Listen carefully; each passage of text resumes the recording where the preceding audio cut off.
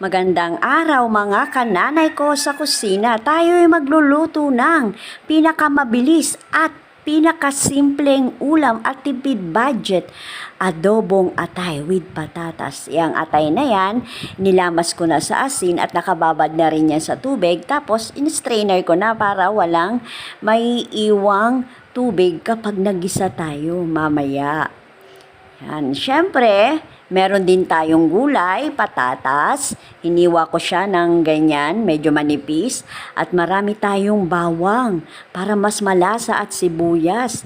Luya, siling haba, 1 kutsarang asukal, 1/4 cup na toyo, 1/4 cup na suka at 2 kutsarang oyster sauce. Ang una nating gagawin, syempre, magigisa muna tayo. Unahin muna natin yung luya.